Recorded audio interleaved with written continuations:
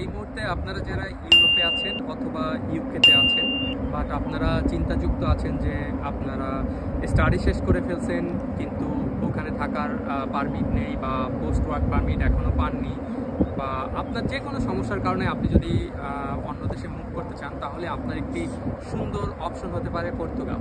But পর্তুগালে অনেকেই হচ্ছে আগে বৈধভাবে চলে আসতো বা অবৈধভাবে চলে আসতো, এখানে এসে সেফ এন্ট্রি নামে একটা এন্ট্রি ছিল সেটা করতো, বাট এটা 2024 সালে জুন মাস থেকে আর হচ্ছে না। সুতরাং এখন আর পর্তুগাল নিয়ে কেউ ভাবে না, এখন সবাই স্পেনে এমপাদ্রমেন্টো করে যদি কেউ অবৈধ থাকে। কিন্তু এখনও আপনাদের জন্য কিন্তু একটি সুযোগ রয়ে গিয়েছে পর্তুগালে বৈধ হওয়ার, আর সেই সুযোগটা কি সেটা নিয়ে আজকে আলোচনা করব।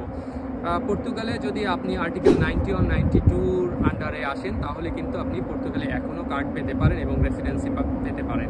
আর সেটার জন্য আপনাকে যা করতে হবে, আপনি যদি ইউকেতে থাকেন অথবা কোনো ইউরোপিয়ান কোনো কান্ট্রিতে আপনি পড়াশোনা অবস্থায় থাকেন, বা আপনি এখন ভ্রমণ করতে এসেছেন ইউরোপে, অথবা আপনি বিজনেস ভিসায় এসেছেন, আপনি ইউরোপে থেকে যেতে যাচ্ছেন, তাহলে কিন্তু পর্তুগালে আপনার জন্য অপশন রয়েছে।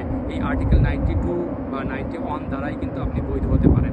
এবং সেটা কিভাবে, আপনি যখন একটা ভিসা নিয়ে ইউরোপে আসতেছেন এবং আপনি যদি লিগ্যালভাবে ভিসা ভ্যালিডিটি থাকা অবস্থায় আপনি পর্তুগালে আসেন, এবং পর্তুগালে এসে যদি আপনি কোনো একটা ইউনিভার্সিটি বা ইনস্টিটিউট, আমি আগেই বলে নিই যে ইনস্টিটিউট বা ইউনিভার্সিটিতে আপনি ভর্তি হবেন যেই কোর্সটিতে, সেই কোর্সটির মেয়াদ কিন্তু 1 বছরের অধিক হতে হবে।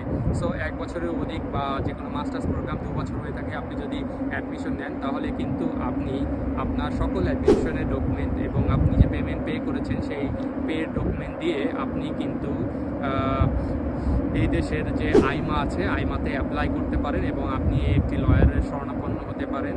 তাহলে আপনার কাজগুলো আরও স্মুথ হয়ে যাবে।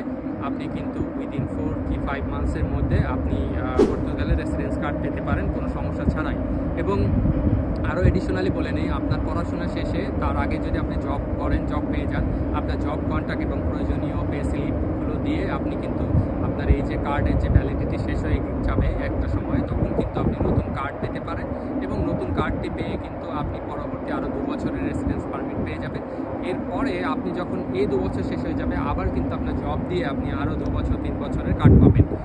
এটার পরে আপনার কিন্তু টোটাল যদি 5 বছর কাউন্ট হয়ে যায় পর্তুগালে লিগ্যালভাবে থাকা, আপনি কিন্তু তখন পর্তুগাল গভর্নমেন্টের কাছে আপনি সিটিজেনশিপের জন্য অ্যাপ্লাই করতে পারবেন এবং খুব ইজিলি আপনি সিটিজেনশিপ পেতে পারেন 5 বছর পর্তুগালে বৈধভাবে পড়াশোনা করে এবং জব করে। এটা কিন্তু আপনাদের জন্য সেফ এন্ট্রি বন্ধ হওয়ার পরে আসলে অনেকেই খুঁজতেছেন যে কোন ওয়েতে আমি পর্তুগালের বৈধতা পেতে পারি, কারণ আপনি জানেন যে পর্তুগালই একমাত্র দেশ যে দেশ হচ্ছে আপনি ইজিলি সে দেশের রেসিডেন্স কার্ড পেতে পারেন এবং আপনি একজন সিটিজেন হতে পারেন এবং ইউরোপিয়ান লাল পাসপোর্ট পেতে পারেন। সো আজকের ভিডিওতে আমি চেষ্টা করেছি আলোচনা করা যে কীভাবে সেফ এন্ট্রি বন্ধ হওয়ার পরেও আপনি সুন্দরভাবে বৈধ হতে পারেন পর্তুগালে। আমার ভিডিওটি যদি ভালো লাগে তাহলে আপনারা লাইক, শেয়ার এবং আমাকে সাবস্ক্রাইব করে রাখবেন পরবর্তী ভিডিওর জন্য। আর আমার থেকে যদি কোনো ডিটেলস জানতে চান, সেক্ষেত্রে আপনি আমাকে হোয়াটসঅ্যাপে মেসেজ করতে পারেন, আমি আপনাদেরকে রিপ্লাই দিব। আমার ডেসক্রিপশনে হোয়াটসঅ্যাপ নাম্বার দেওয়া আছে। সবাই ভালো থাকবেন, best of luck, thank you.